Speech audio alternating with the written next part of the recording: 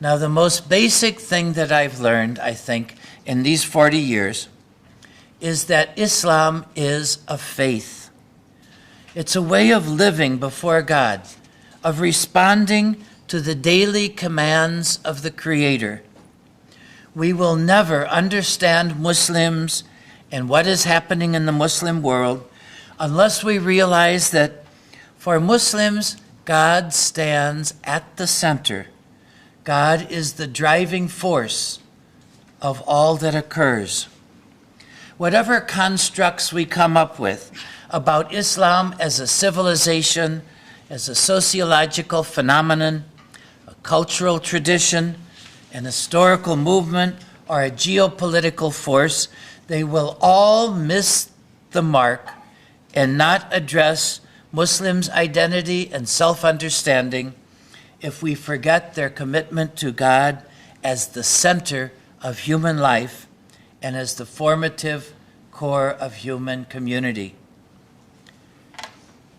Like me, I think that many of you watched the protests in Egypt unfold last year. Actually, back in the 1970s when I was studying Arabic in Cairo, I used to live a block away from Tahrir, our Liberation Square, but the building has since been torn down to widen the road. But what struck me as I watched the live coverage on Al Jazeera television was how at noontime and mid-afternoon, at the call to prayer, these tens of thousands of protesters, without discussion or fuss or trying to make a statement, silently formed lines across the square, faced Mecca, and worshiped God. The police who were patrolling the square to maintain order lined up side by side with the protesters and performed the prayer. Afterwards, the protesters stood up and resumed their claim to their democratic rights. The interesting thing is they were aware of their obligations to God, even in the midst of their calls for dignity and justice.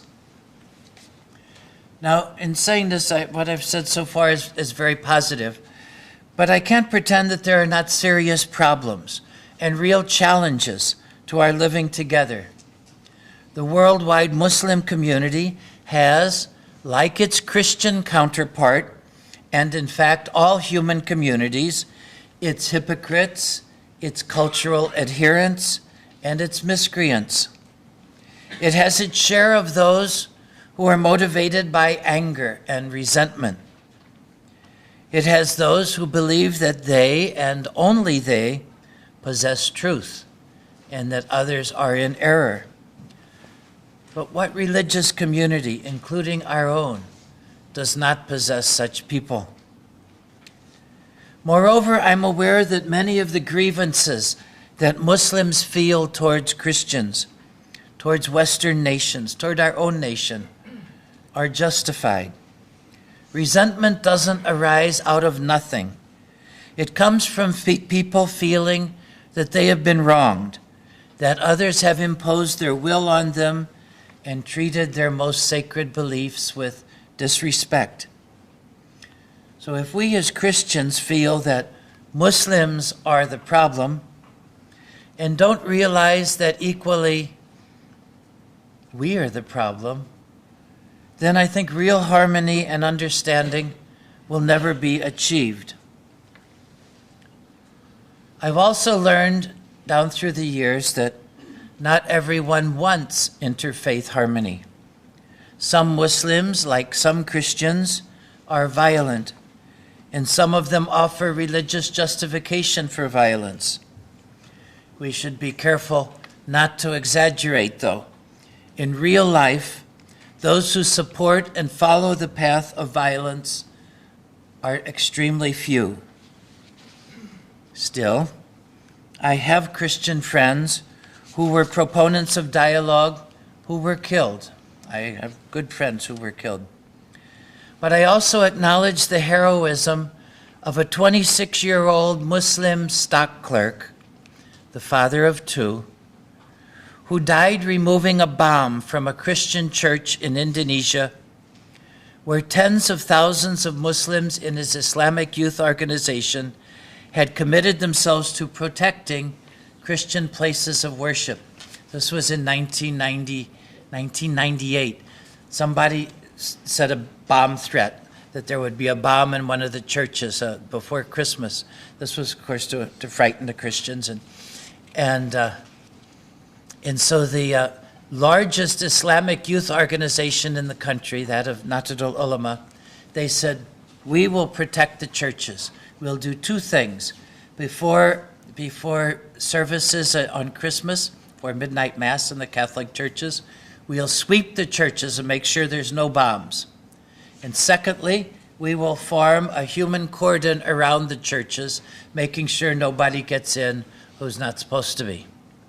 Well, one of them, this young man named Rianto, he did find a bomb. He found the only bomb, and he was carrying it gingerly out of the church, past the parking lot, and was about to throw it in a ditch outside when the bomb exploded. And he was the only victim that year of violence. Another time when I was teaching in the southern Philippines, rebels armed with submachine guns came to class, and they stood in the back of the classroom, and they were saying, we want this foreigner to come with us. And I thought, oh my gosh, what am I going to do now? But fortunately for me, there was a middle-aged Muslim woman in the class, and she turned around and she was speaking to them real strongly in her language, in Maranao, and the four guys with their submachine guns kind of sheepishly backed away and went off, and so afterwards I said to her, I said, what did you say to them that made them leave? She said, I told them this was education. This was something serious, and they should get out and go back where they were. And so they did, thank goodness. What's my point? My point is that in the world we live in, violence and heroism, peacemakers and villains, saints and troublemakers are all part of the terrain. And in this, Muslims are no different from anyone else. But I have to say also that the vast majority of Muslims whom I have known and lived with over the past 40 years, the literally thousands, and it's probably closer to tens of thousands of people in many countries with whom I have worked and debated and eaten and laughed, they profess Islam as a religion of peace. And they have welcomed me, an American Christian priest, with hospitality, warmth, and I'm not exaggerating, with love. Their lives from birth to death, and those of their children and grandchildren, are peaceful and untouched by violence. These are the people who have borne witness to me that Islam is a religion of peace. See, I think some things we can only learn through dialogue. You can't find out in a book. You can't even learn in a lecture, but you can learn when we share life together. The story I want to tell you happened in 1988, or else it was 1989. I was teaching in Konya in Turkey. Konya is the ancient Iconium. It's also the place where the great Sufi poet Jalaluddin Rumi, Mevlana, where he wrote his poetry. So I was supposed to be teaching there, and I showed up, and they gave me some money for an apartment. Not very much, but it was enough to find a good apartment. I found a nice little place in a kind of working class area, and it was very clean, but empty. It was really empty. There wasn't a spoon or a fork. There was nothing, no toothpick. And so I was thinking, oh, this is going to really be expensive. I'm going to have to buy everything. I had nothing. Just to live, how much basic things do you need? But somebody at the university told me, well, we know some people who've got an extra bed, So that, if you go and ask them, they might let you use their bed. So I thought, well, that's a start. So I went down and I asked the people, I said, I just come to town and I heard they had a bed that maybe I could borrow for the next 6 months. And they said, yes, you can do that. So right away, I picked up the bottom part, the springs of the bed, and started carrying it down on my back to the house that I had rented, which was still absolutely empty at that time. Well, it was a Saturday morning, and everybody was out. They were on their way to the market or coming home from the market and standing around chatting and all this. And they saw this foreigner carrying a bed on his back. And so a couple of people stopped me, and they basically said, well, who are you? And I said, oh, I'm an American professor. I'm going to be teaching here. So you'll be teaching? Oh, you'll be teaching English? And I said, no, actually, I'll be in the theology department. And so more and more people were coming at this point. It was getting to be a little crowd. And I said, I'll be in the theology. Oh, you're Muslim? I said, no, actually, I'm Christian. They said, Christian, really? Well, welcome. And somebody said, well, are you here with your family? And I said, no, I'm not married now. Here I had a problem. I didn't know the word in Turkish, where I was speaking in my very primitive Turkish. I didn't know the word for priest. But in the Quran, there's the Quranic word rahib for monk. And I thought, well, that's close. That's, I'm almost a monk. So I said, I'm a rahib. And they said, really? And somebody said, I've never met a rahib before. And so people were very welcoming, and somebody else said, well, do you need anything? I said, I need everything. And I've got a bed standing here, half of it. And so people said, well, chairs, you need chairs? I said, I need chairs. And so people started bringing things. So for the next 3 days, people would stop by, and they'd have a bunch of things. Some people bring glasses or other chinaware for the kitchen. And I got 2 carpets, and I got a second bed to go along with the first one. Somebody gave me a little hot plate to cook my food on. Somebody else brought a small refrigerator.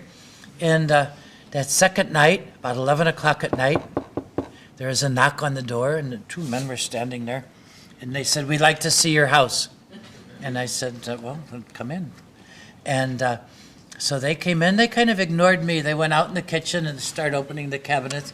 And the one guy says to the other, now look, how's he going to prepare his food? There's no table here. Now, your sister has in her garage that little table that'll fit right in here. And the other guy said, oh, yeah, you're right. He said, oh, we'll get the table. And then they were looking in the cabinets. Look, he's only got 3 glasses. We'll bring he got extra glasses. We'll bring the glasses. So they were really taking inventory with everything I still needed. The next day they showed up with plastic bags and all sorts of stuff. Anyhow, the house was completely furnished, fully furnished. Well, the next day was Monday, and I went for my first day to the university. And I came back about 5:30. We got out at 5, and then I came back. There was a man sitting on the stoop. I didn't know who he was. And so we introduced each other. And he said, I live in the neighborhood here, and welcome to the neighborhood. I said, thank you. And he said, my wife came by earlier today, but she couldn't get in. The door was locked. And I said, yes, I did lock the door this morning before I went to the university. He said, oh, you don't have to do that. He said, the women in the neighborhood, they know who comes and who goes. And if somebody is here that doesn't belong, they'll take care of it.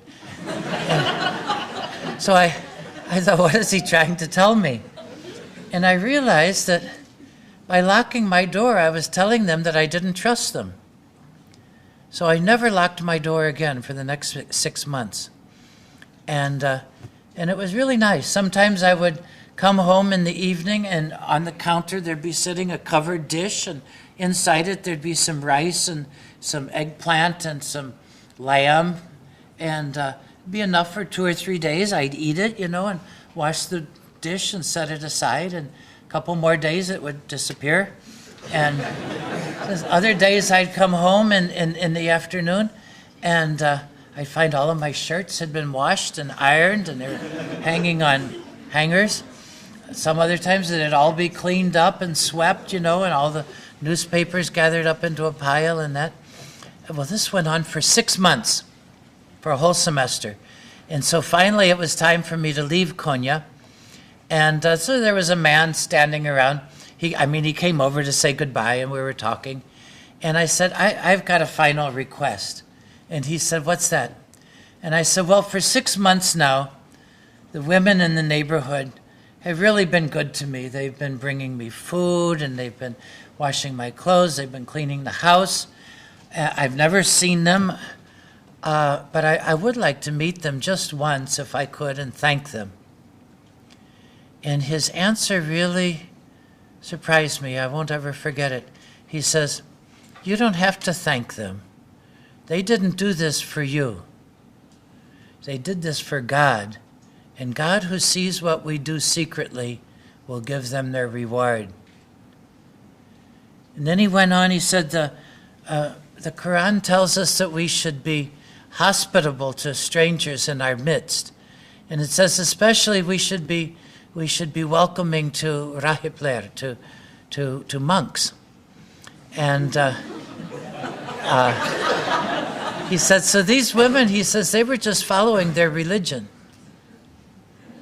And I really learned something then, about the religion of Islam that I had not learned in all of my graduate classes at University of Chicago or in all the books that I read, that hospitality is an act of worship. It's an act of worship to God. We always read about the Middle East, that hospitality is so important. Well, it's not by accident.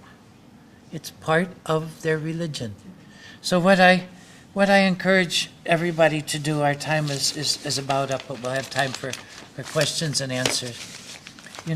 Get to know each other. Take all the opportunities and create opportunities to know each other. Coming back to the States, I find that people who don't know Muslims, have never met a Muslim, have never had a meal in a Muslim's house or they in theirs, that they're the people who tend to be very prejudiced and hateful towards Muslims. People who know Muslims have a very different idea. So I've been blessed. I think that over the course of the last 40 years that I've lived with Muslims, I'm convinced that God has made me into a better person and a better Christian and a better priest through the Muslims that I've known. And this also gives me a lot of hope that if God has been so powerfully at work in my life through my encounters with Muslims, God is also at work in theirs, so that I can be as much a blessing to them as they to me. Thank you.